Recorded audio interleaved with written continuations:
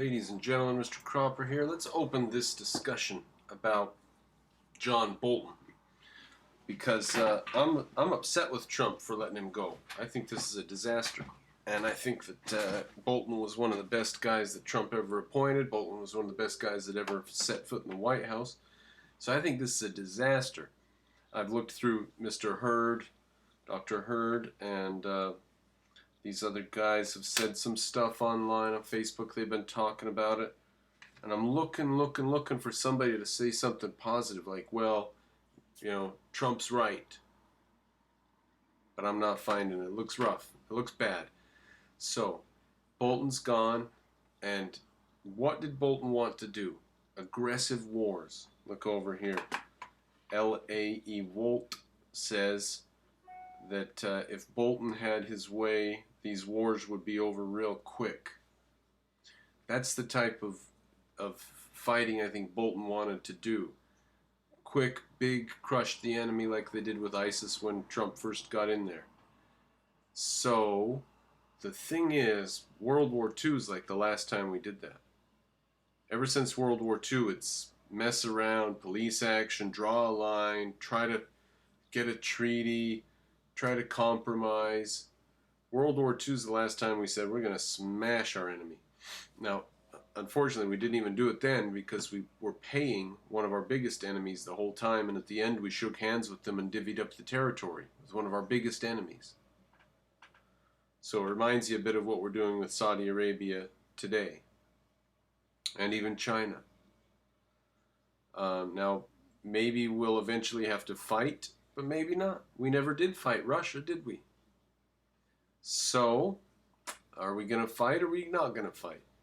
And Bolton was the guy that wanted to get the fights in there, get done, and be done with it. And here's where I see the discussion. Everybody here now that's having this discussion is on the right. The left does not have any coherent view of international politics. So on the right, we've got two views of what we should do with war. One is go in there for the long term. The other is get it done and leave. Now, in a certain sense, I want a mixture of those. I want a really, really big go in and get it done, and really, really get it done.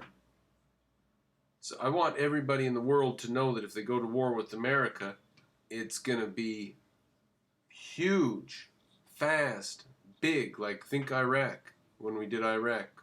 And of course we didn't do it correctly, but you know what I mean, like we went across the border bigly.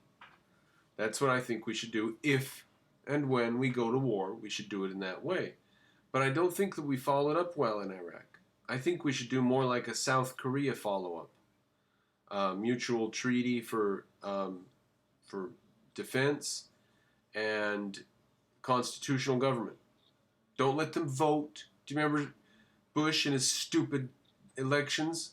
We're letting the Iraqis vote. Hooray! Because voting is magic. Just magically you create a free society if you vote people in. It's insanity. Of course voting isn't magical. So we'd shove a copy of our Constitution down their throat, and then they could do as they want, but they can't change those laws, right? And we would occupy their country the way we still, to this day, occupy Germany, Japan, and South Korea. To this day, we have soldiers in Germany, Japan, and South Korea. Now, maybe we shouldn't. Maybe we should bring them home. I just think that the difference between the results in Germany, Japan, and South Korea and how much they contribute to our well-being through trade and manufacturing and so on, that's much better than the results we've gotten with Afghanistan and Iraq.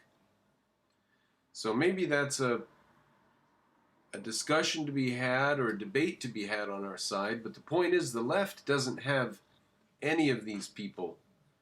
And there are only two sides in this debate. We're going to have war, right? So should we have war and come home, or should we have war and stay?